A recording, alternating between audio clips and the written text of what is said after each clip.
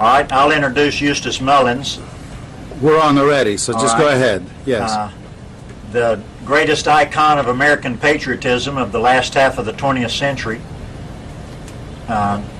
His protege, or his mentor, Ezra Pound, being the greatest icon of American patriotism of the first half of the 20th century. Eustace Mullins is probably the most famous or infamous man in America.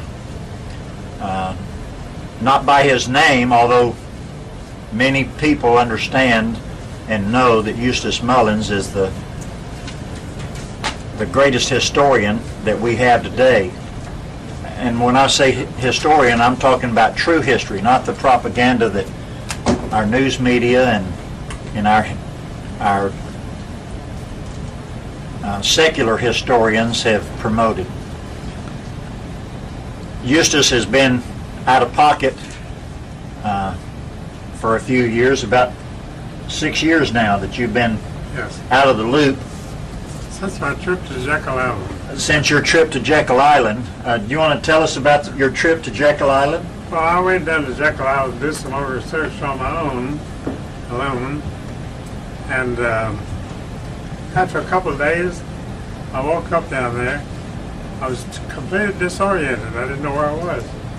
And I started driving my car home, and I was driving on the wrong side of the road. Well, let me ask you this. You went down to Jekyll Island to do some research. Yes. Now, Jekyll Island's where this whole thing started, Yes. the Federal Reserve and whatnot. Jekyll Island Club. The whole meeting was hatched at the Jekyll Island Club. And most people know that, but it's important to know where you were and what you were doing when all this began. They had brass plaques in the club commemorating this event.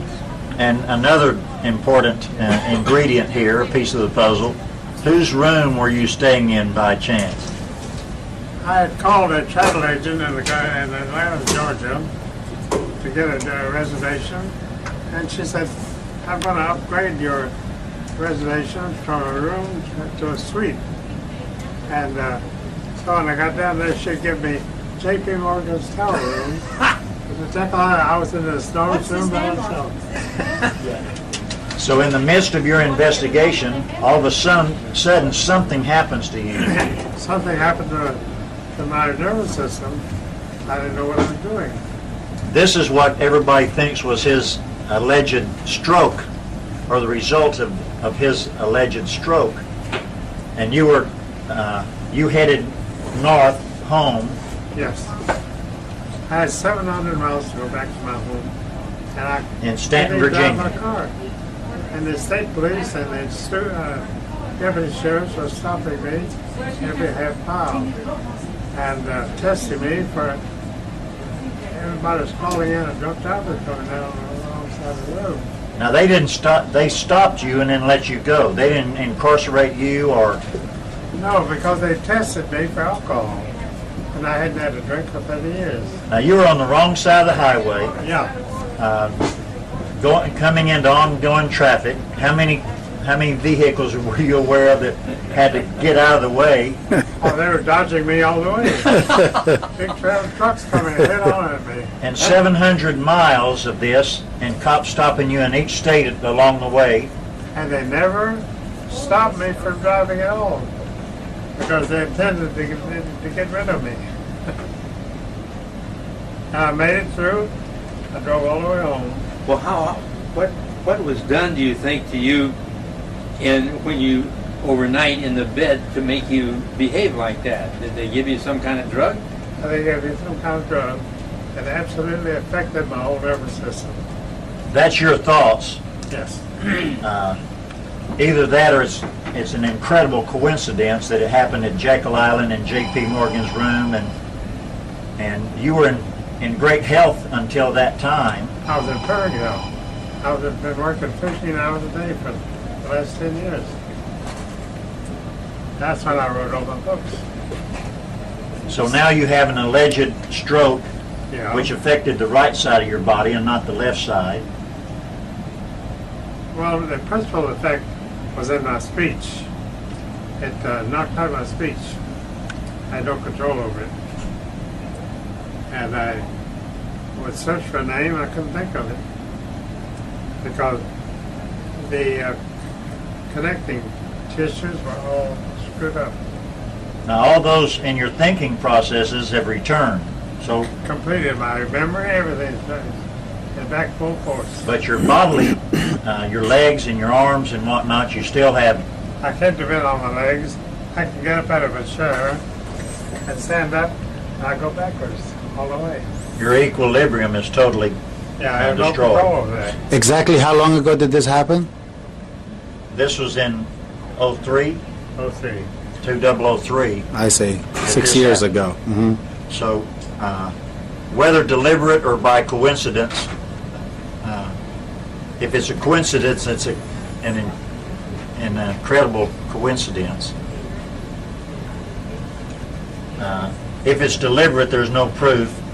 There's no proof of anything. But when you got back, some of your family was ready to incarcerate you into a nursing home and took your power of attorney. My brothers, my two younger brothers, had their eye on me for a long time, and they got my power of attorney and took over all my assets, and they confiscated them. I had a $650,000 stock portfolio. What? $650,000 what? Stock portfolio. Oh, okay, all right. I had a very good stockbroker, and I invested $30,000 with him. And in a year, he built that up to $650,000. So my brothers were absolutely in slavery. At the thought of getting their hands on this money, they cashed in my life insurance policy and my stock portfolio and walked away with it. And took your checking account And my checking account. And put you in a nursing home. and put me in a series of 5 nursing homes. And each one was a complete nightmare. Now, you were agreed to this going into these nursing homes, or were you stuck there? I was stuck there. I had no choice whatsoever. I never consulted on one of them. But I haven't been in a nursing home since. Jesse got married with one, and we hit the road, we don't know where it is since. And they had an alarm act from me in Texas because a court hearing placed me under a guardian ad litem, and that was to be in complete charge of me. Well, that never was confirmed, or that never was adjudicated by the court. Oh no, but A man had taken you from Virginia out to Texas yes, under the pretense of publishing more of your books, oh yes. and What is it? you were going to help him, and he was going to help you. Well, he actually wanted all of my copyrights, and I was going to hand them over to him. For that was his idea that you would hand them over. Oh And yes, You fought that idea from March, when he took you out there, until September. and then the point of attack became, with John Thurman, became to separate me and Jesse. Well, that was another story later on. Yes, But the one in Texas, you were incarcerated into a nursing home there after going to the hospital. oh yes. They had you on Seroquel and other drugs. 7 different kinds of drugs they had you Oh, on. they loaded me up, and this Seroquel, it's a very powerful. It's called a chemical lobotomy. It's considered a chemical lobotomy, which destroys part. That's the controlling drug that they use in hospitals and in nursing homes to control their patients. Wow. And What is the name of this chemical? it's Seroquel. Seroquel. It's a pharmaceutical chemical, that a prescription drug is what it is. And the purpose of it is to make you controllable, make patients controllable. So they had him on that. While he's under the Seroquel, this person that took him to Texas, his first name is Mark. Mark didn't have him on the Seroquel, but while he's under the Seroquel, this was after 7 months of him trying to get your power of attorney over your finances and medical. Oh, yes. So I went up to see him, and I spent a month with him, camping out on his living room floor, and realized that he was indeed in trouble. Each time that I would leave and go back home, he would wind up, 2 different times, he wound up in the hospital the next day after I left. And then the second time, the hospital sent him over to the nursing home to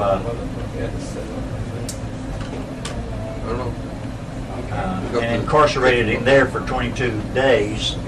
And at the end of that time, this person that had taken him to Texas to start with saw his golden goose fly in the coop. So he was pulling all stops to keep him there.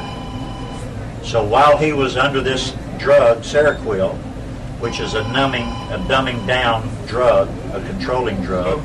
It's a chemical lobotomy. It's a chemical lobotomy. You say which cuts off the frontal lobes of your brain, which are the command Right, center. the command center of your brain. Yeah. And that's the purpose for it. But while he was under that, Mark was able to go to the nursing home with his notary wife. Is that what you're telling me?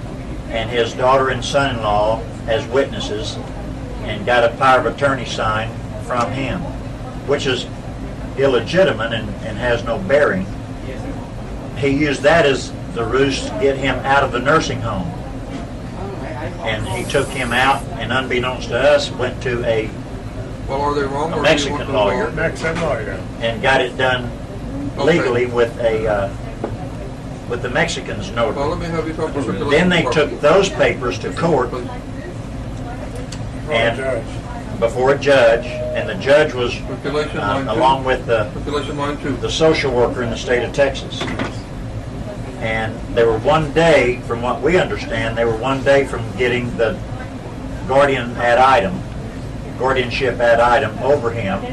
They would have put, So we'll add it. Mark has these legitimate signed power of attorney over his medical and his pharmaceutical.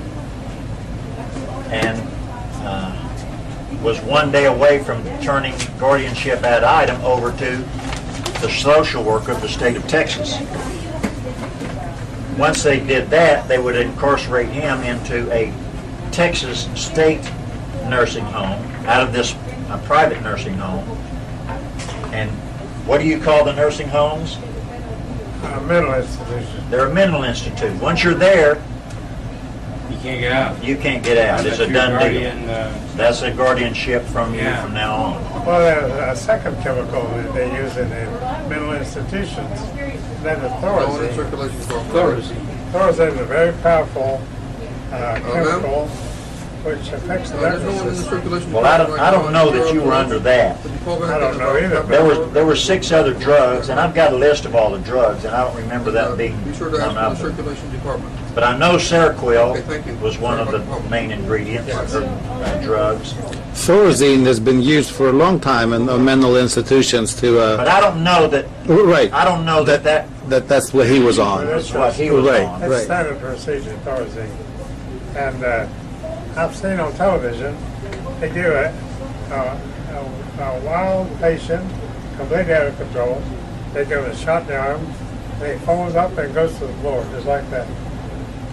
It's instant. And maybe that was planned, but as far as we know, that had no Well, bearing I on don't you know or your health. if they ever used Thorazine or not. But the effect on me is just the effect of Thorazine. Well, now that was the kind of effect that had from the Jekyll Island deal. Yes. So who knows? Who knows what happened there?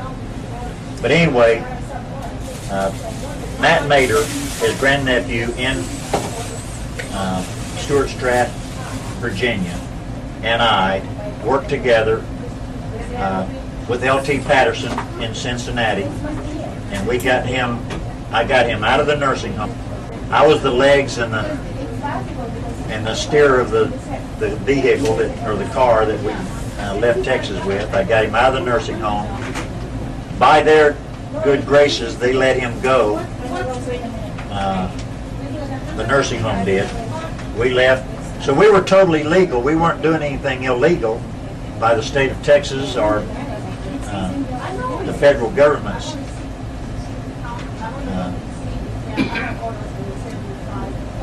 We weren't escaping anybody's jurisdiction that they had a legal jurisdiction over him.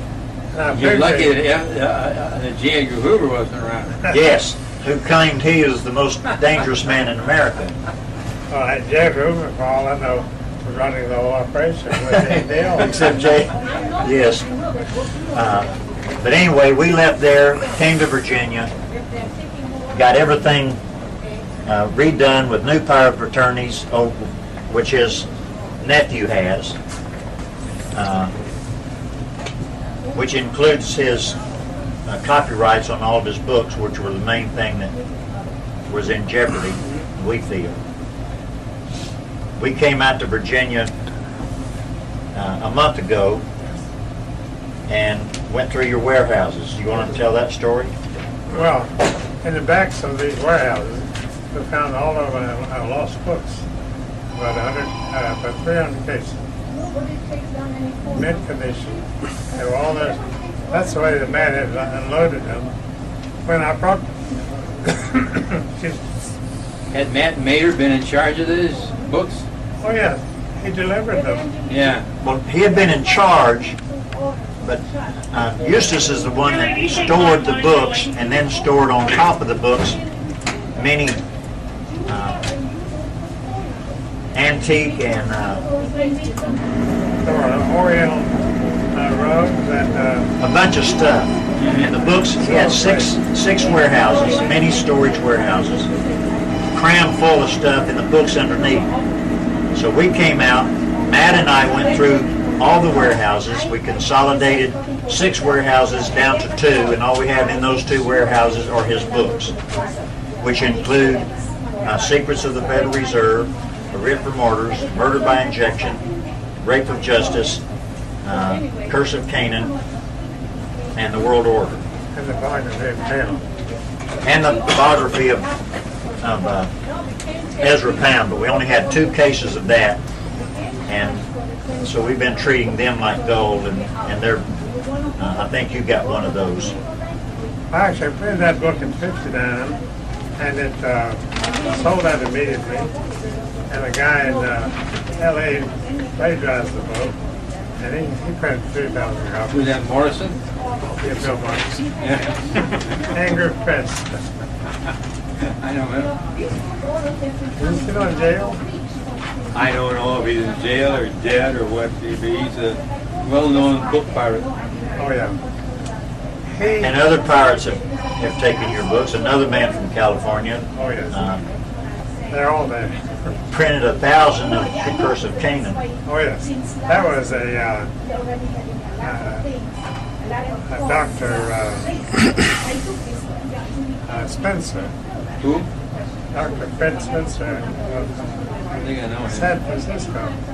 He printed 1,000 of my copies of my Curse of Canaan. It may not be a good idea to name some names Well, it may not, in all this. but that is the name. Another man plagiarized your Secrets of the Federal Reserve, and the title of it has Jekyll Island in it. Something about a monster from Jekyll Island or somewhere similar to that. The Creature. creature from Jekyll Island by Well, maybe we don't want to name that book Yeah, I know. or that person. We're gonna know who it is. that's Ed Rankin. Yeah, Ed Rankin will be a good name. So while we're on this, for the record, then, Mr. Mullins, you were the first to expose the Federal Reserve. The very first. What year was that? You wrote the book, The Secrets of the Federal Reserve. Is that It was the title? known as the Federal Reserve Conspiracy, wasn't it? The very first title. It's the one that became Secrets of the Federal Reserve. It had several titles before that. The second title was Mullins on the Federal Reserve. Oh, it's the same book then. The Oh, same I book, see. Just And all, And when was that written? What year was that? 1950. 1950. 52. 52. 52. There he is. Why don't we state, your beginning was with Ezra Pound, Oh, yes. and the date that you met Ezra Pound, I forget the exact date, but it was April 1949, which was 60 years ago this year. It's St. Elizabeth's Hospital right here in D.C. At At the Looney Bin. At the Looney Bin. And they had him locked up under what charges? No charges whatsoever. There was Wow. not one shred of evidence against him. And he Well, told- there was a charge, but never was made an official charge Yeah. because they knew they couldn't. Well, that charge was drawn up by LJS. Is that right? He had 9 counts indicting Pound for conspiring to aid and help and enter the United States in wartime, which had the capital penalty.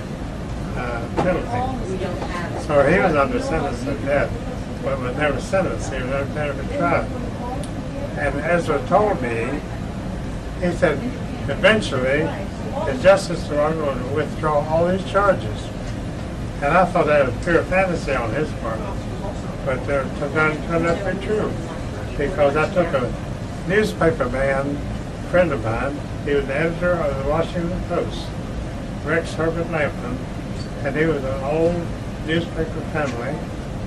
And on a whim, I took him to meet Ezra one day at the hospital.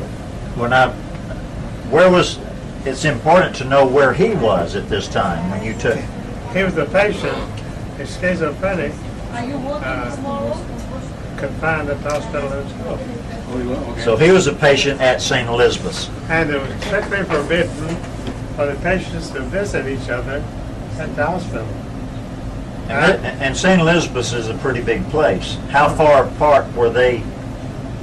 They were about a mile apart. Ezra was in Chesson Ward, and I don't think it was quite a mile. not quite a mile because these were sweeping green lawns of an arborate home So it was in the confines of St. Elizabeth's, in the confines. and And I walked right over to Ezra and his wife, Dorothy Pound, and introduced him to them. And they absolutely embraced each other at the first meeting. They'd never seen him before. They knew all the witnesses. And so they began a friendship, which resulted in Rex getting this congressman friend of his to go on the floor of Congress and ask the question, why is the government holding a stand? what did Rex recognize in that first visit? Yeah, this has been 5 minutes. Well, he told Ezra right away Just a minute. and talked to him. Let Jim get through and then tell the story. So what was it that Rex recognized? Rex said right away, he talked to him for a minute. He said, you don't belong in here. And Ezra said, I know that. And he said, well, I can do something about it. Because he knew everyone in Washington. His best friend was George Stimson, who had founded the National Press Club. Why don't you state again who Rex was? Rex was a son of an old line newspaper editor himself in Fargo, North Dakota. And what was Rex's job at the time? He was the editor of the Washington Post. So the editor of the Washington Post is incarcerated in St. Elizabeth's. Yes. You got the two to meet, Well, I got them Rex together, and Ezra Pound. and in 3 days, they had Ezra out of the St. Elizabeth's. They dropped all the charges, and he walked free, and they abandoned all pretense of the phony charge that he was insane, because he was the most brilliant man in the world. We skipped a little bit. Go back to what Rex did. he got this congressman from North Dakota. Yeah, he went to him directly, and the going charge for that here in Washington is $250,000. Next time we should do it over here. You're right. Rex went to this friend of his and got him to speak up on I think it was Usher Burdick, right? Usher Burdick. Usher Burdick, North Dakota, North Dakota, Idaho. No, he's from North Dakota. Yeah, North Dakota. He's a congressman, the only congressman from North Dakota, which is a very small state. And A large state with a small population. I think the entire state has no Jewish people or black people in it, Yeah? which meant they had a secure seat in Congress, nobody could touch him. And so He went to Congress, and what did he tell Congress? he got on the floor of Congress and he asked a question: why is the government holding this man? They had not a shred of evidence against him, and they had held him for 15 years without trial. And they invented the charge of insanity because they said he was incapable of participating in his own defense. That had been brought about by the Justice Department came to him and said, well, Mr. Pound, you have a capital charge against you. How are you going to defend yourself? And Ezra said, I will stand over every word I said over Radio Rome. He had broadcast to the whole world over Radio Rome about the Second World War. And so this put them in consternation because they didn't want Ezra repeating all the charges against Roosevelt, which he made over the air. And so they called in 8 psychiatrists who pronounced him insane, that he couldn't participate in his own defense. Eight psychiatrists, you say? 8 psychiatrists, 8 And they all government say he was psychiatrists. nuts, huh? And they all said he was Well, hopeless they and couldn't insane. bring him to trial Yeah, right. because they knew they had no case. Uh-huh. They could not have a case of treason against somebody who had not committed treason. Well, the President of the United States, Franklin Delano Roosevelt, was a traitor.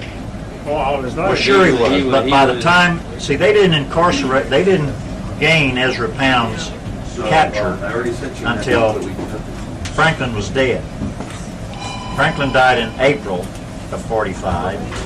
They captured Ezra in July of 45 in Italy.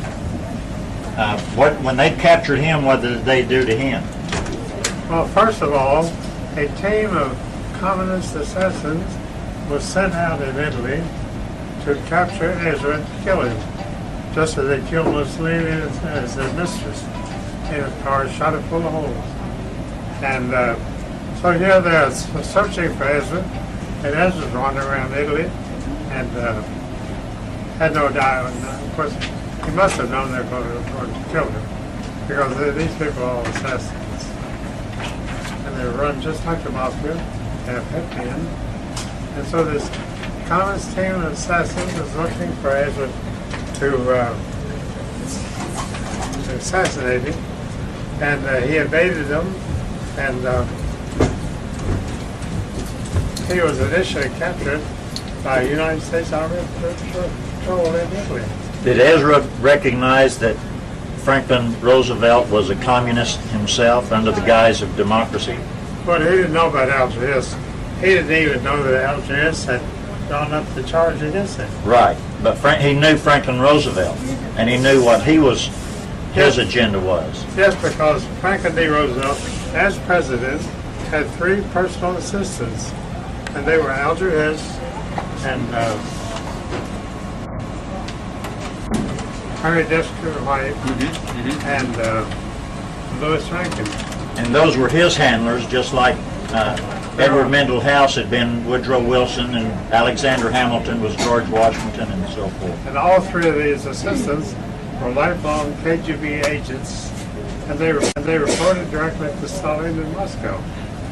So every word that That's right. Roosevelt sent to these three assistants with the meeting report to Moscow.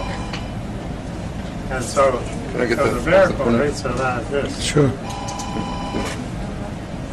Oh, excuse me. All right, Can you give me that- You in my way? We're directed behind, can you give me those papers on that? Sure. Sorry to bother you. So that's the real story of Franklin D. Roosevelt. Yeah. President Roosevelt had three personal assistants who were KGB agents. And had never been told to the American people to this day. They had no idea where the president and maybe in the pay of the enemy. Mr. Mullins, if I could ask a quick question. Why specifically did they want to assassinate Ezra Pound? Well, because these were the worst enemy. The Communist Party of the world had no greater enemy than Ezra Pound. Because had he written a book exposing them, or what? No, he had attacked them on worldwide radio. Oh, I He see. had a radio program through the 30s He attacked them daily. and into the 40s. From And that Italy. is why they adopted, Oh, from Italy. Oh, I see.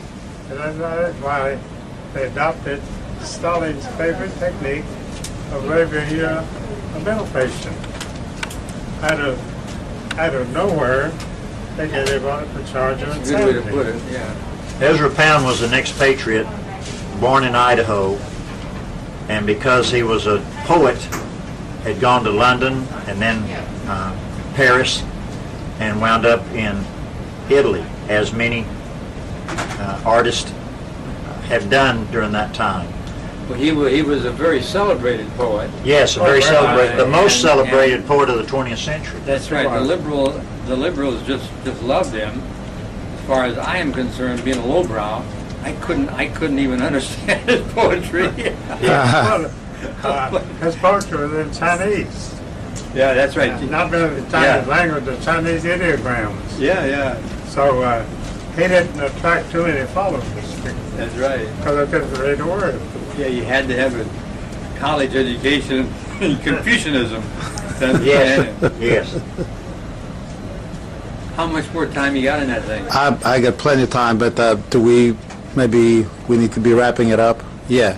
Okay. So just to wrap it up, I guess when you came up with your book, The Secrets of the Federal Reserve, nowadays every conspiracy book mentions about how the Federal Reserve is privately owned and what have you.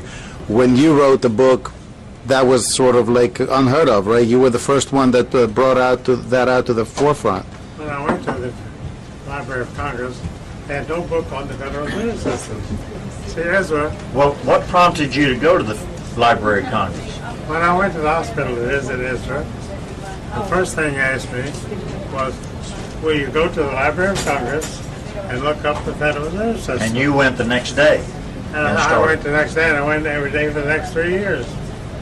And so I found it, the first thing I found out, there was no book on the Federal Reserve System. And I thought, well, where do I start? I had no idea. Unbelievable.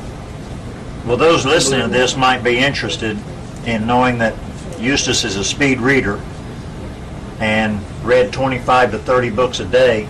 Not small books, but Wow. Library of Congress books. 500 and 600 pages of books on economics. That's what I was reading at the rate of 15 minutes each. And Oh, that my was God. for 3 years. Now, you got a job at the Library of Congress. Oh, yes. The Library of Congress personally hired me after he gave the valedictorian address at the Institute of Contemporary Arts. And then I read some of my poems at the meeting, and he hired me on the spot. And you worked there for a year? A year. And then what happened after a year?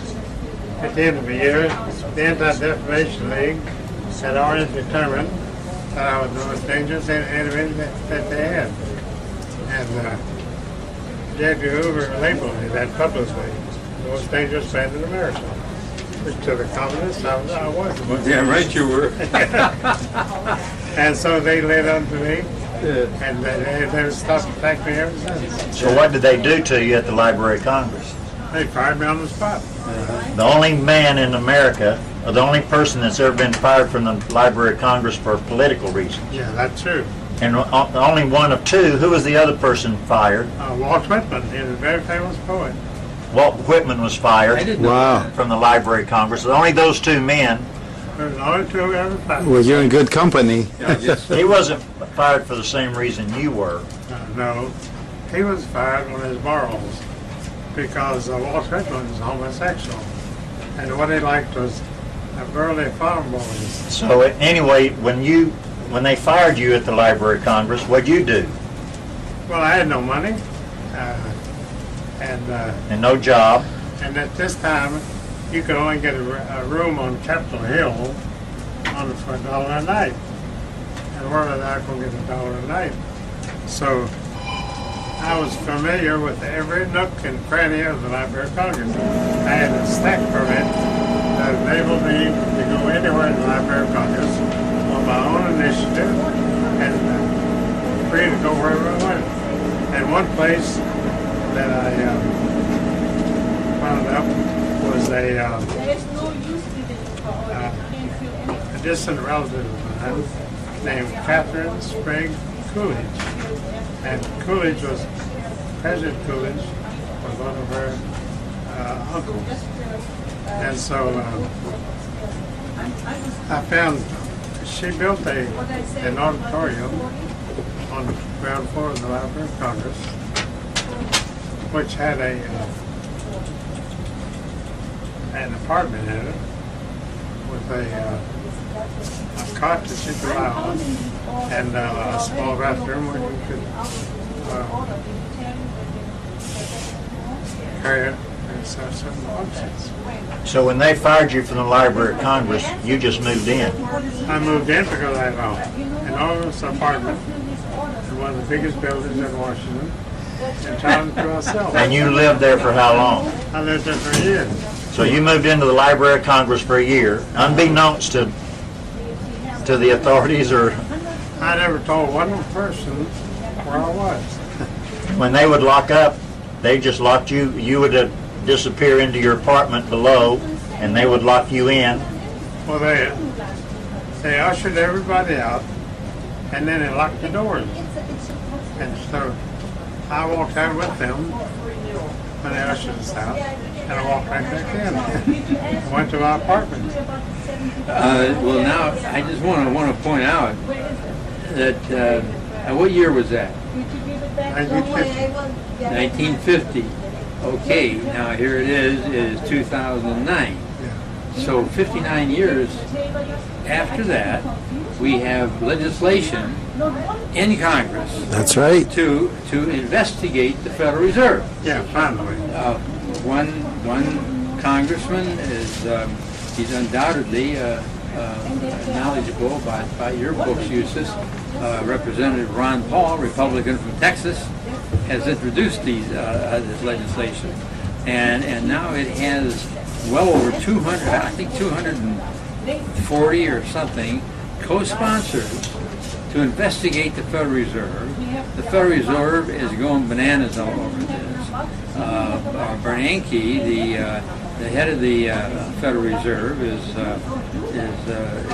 just about off his gourd because people are discovering, finally, it's taken 59 years for a significant number of Americans to realize that the Federal Reserve is a privately owned and privately operated group that controls the American money in flat contradiction to the Constitution.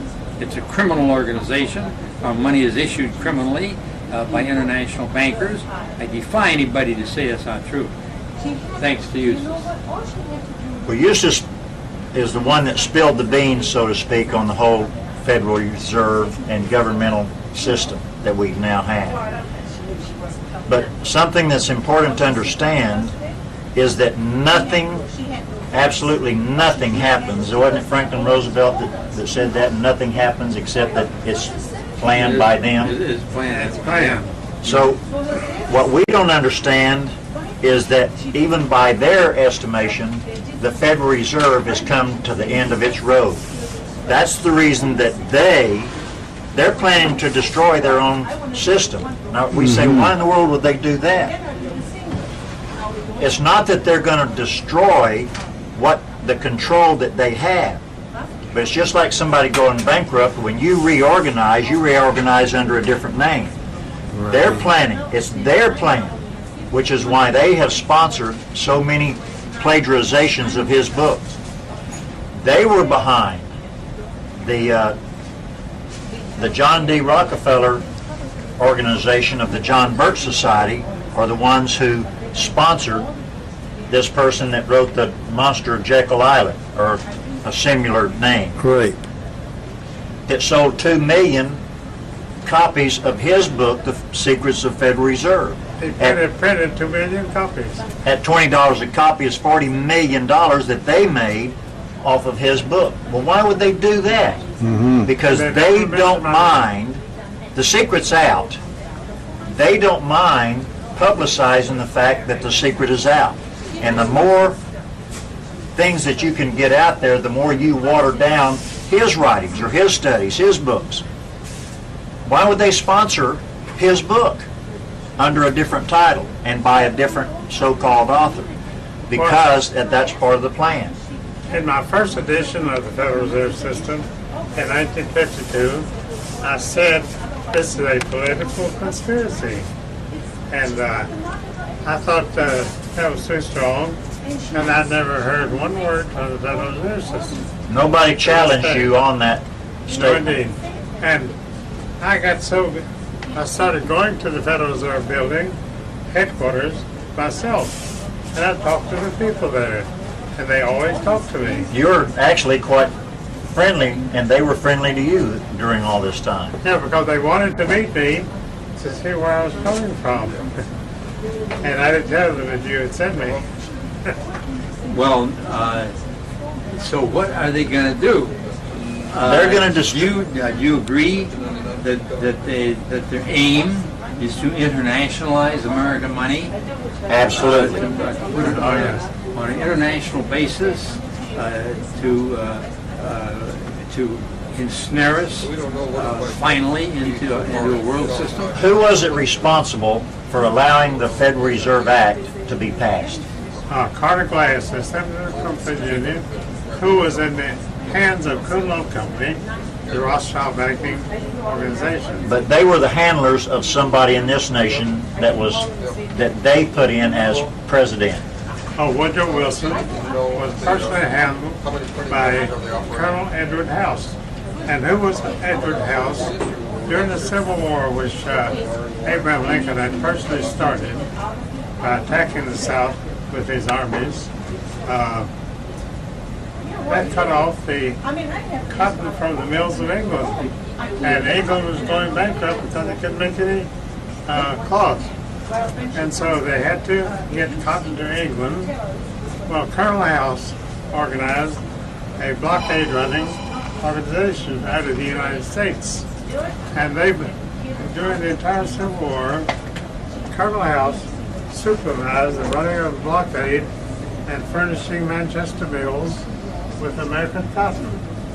Well, we're putting a lot of pieces of the puzzle. It's all together, it's all went on. All those pieces go together, but we're dealing with Woodrow Wilson. Oh, yeah. The point that I was trying to make, Woodrow Wilson was responsible. What was his number one aim in his presidency, or at least toward the end of his presidency? Well, he was a lifelong communist who sent his own secretary to represent the United States at the Soviet Parliament. But he wanted to get the League of Nations. The League of Nations was Woodrow Wilson's baby. Well, that was his first attempt at a world order on an international scale. Which is another one of your title of another one of your books, The World Order. Not the New World Order. That's their plagiarization of. I mean, the New World Order and the World Order go way back in history. Oh, they do. And as president of Princeton University, Woodrow Wilson was in personal charge of the sons and daughters of the American millionaires who were sponsoring the Federal Reserve Act. But he wanted to establish the world order at the time, which was the League of Nations. Of course, the United States Senate and Congress did not want any part of that. Absolutely not. They didn't want to give up American sovereignty. But it was finally done, Yes. called by a different name, the United Nations. Oh, that was not until after World War II. I know it, but they finally got the League of Nations, or the world order. What's the outcome of the United Nations? The United Nations is the world order. Of course. So the world orders, the United Nations idea is a totally communist deal, just like Woodrow Wilson's Of course. League of Nations, and just like Franklin Delano Roosevelt was the one responsible, even though he was dead by the time they brought about the United Nations, he was the one responsible for getting it done. Yes. And Franklin D. Roosevelt, whom Wilson appointed as Secretary of the Navy, was Franklin D. Roosevelt's he was entirely handled by Franklin D. Roosevelt. And Franklin D. Roosevelt was a cripple in a wheelchair. And you would expect a man of that disability to be leading a big country like the United States. But the Colonel House personally handled Bela Moskowitz, a Russian communist, to handle Woodrow Wilson's and Roosevelt's candidacy of the presidency. And she pushed it right through. She had a very able alliance of communists, Zionists, and labor leaders, which put up a united front. And they first elected Al Smith as president in 1928. And the second was Franklin D. Roosevelt in 1932, which was the beginning of the downfall of America. Wow. And The later beginning of the downfall of America, Yeah. because all these, they had many presidents and senators and congressmen that were part of the whole mix oh yes, all the way through. they were all recruited into the Communist Party through Franklin D. Roosevelt. Well, Woodrow Wilson really wasn't even a legitimate president. No, Who was the legitimate president in 1912? Robert Taft. Who was the incumbent? He was the incumbent, and he was a 400-pound man. And Very popular with the country. during a Taft president, the country was unusually prosperous and unbelievably united, and the country was faced a great future under Taft. So they had to have Woodrow Wilson sign the Federal Reserve Act into law under his signature. Because Howard Taft was not going to do that. No, and other financiers had declined to participate. He had betrayed his handlers. Teddy Roosevelt was the first Judas goat, if you will, of the 20th century, and they got him in there. They told William McKinley, who had betrayed them, that if you don't take Teddy Roosevelt as your running mate, you're not going to be elected. So he gave up the vice president that he had in 1896 as his running mate, and took Teddy Roosevelt as his 1900 I see. vice presidential candidate. When he did that, he signed his death warrant, because they were planning to assassinate him as soon as they made their vows, or he made his vows as president again. Oh, so Roosevelt picked up as vice president. He wasn't elected in the Right. first This term. was he was an appointee. Right, He was right, right, He was an right, appointee president by the banks of England. right. And didn't they assassinated Garfield right after he then they- exposed? they had- He said some famous they comment where he assassinated- exposed right. the money As soon as he powers. made his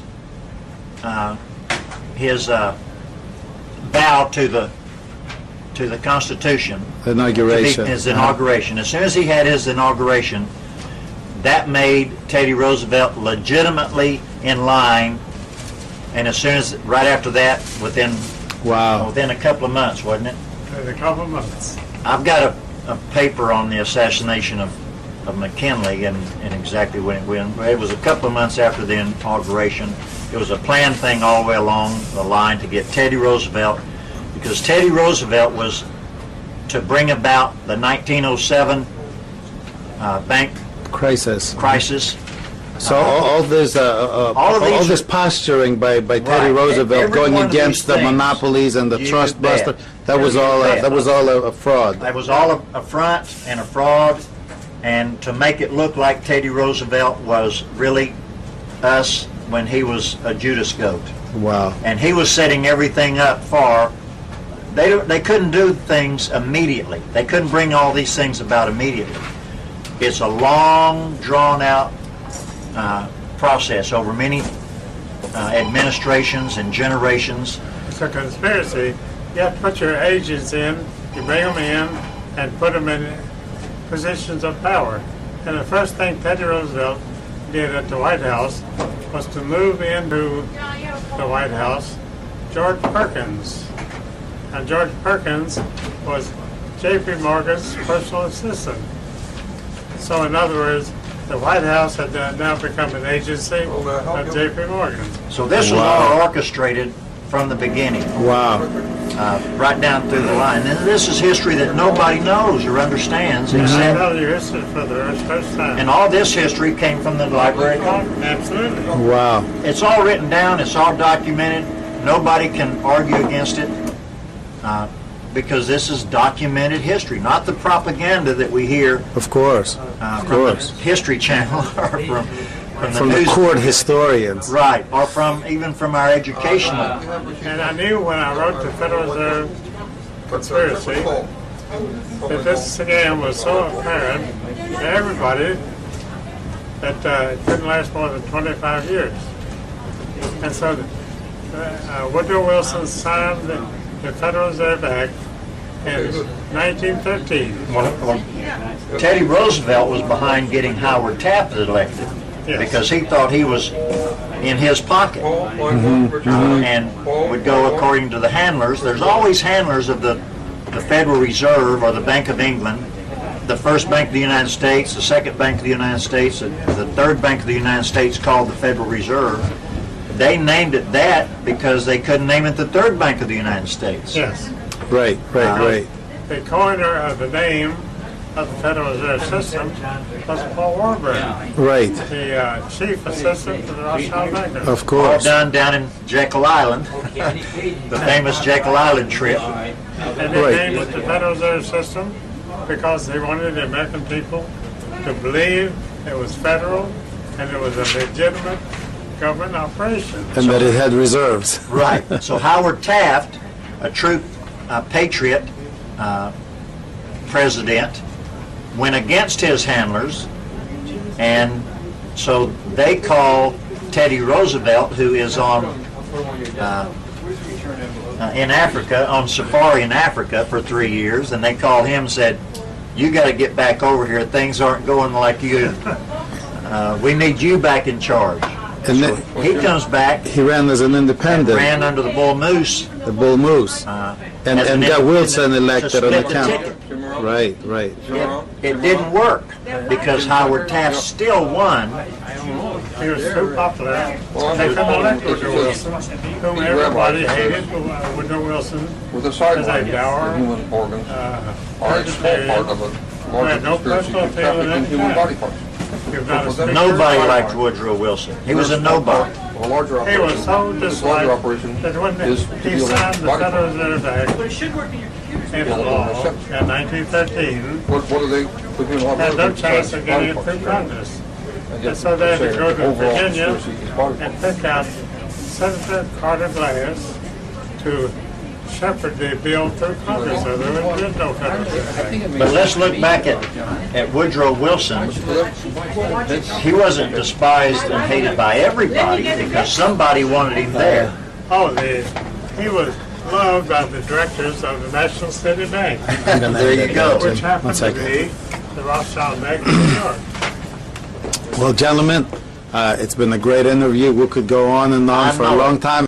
Thank you very much. And Well, I wanted to tell you yes, that you have to realize that Woodrow Wilson was legally defeated for the President of the United States in 1912. oh wow, But they came to him and offered him a different position. If he wouldn't fight the lost election on his part, they offered him Listen, I'm sitting here. The Chief Justice of the United States Supreme Court. which he had for the next 8 years, and that satisfied him. So Woodrow Wilson was totally a total illegitimate. illegal Wow, president He was never elected. and never elected. wow, wow. And many other things like that in history that we're just not aware of. And Taft was legally elected president in 1910. But if he was elected, but the fact is they needed Wilson's signature on the Federal Reserve Act to make it legal. Okay. And without Wilson had nobody. George. Well, Mr. Mullins, thank you very much. I'm going to have to cut it short because everybody's going crazy over here. Maybe we'll continue it a bit later or another time, but it's really been a pleasure talking to you, and you're just a wealth of information. I mean, I don't know what to say. And if you know this information, you're wealthier than everyone.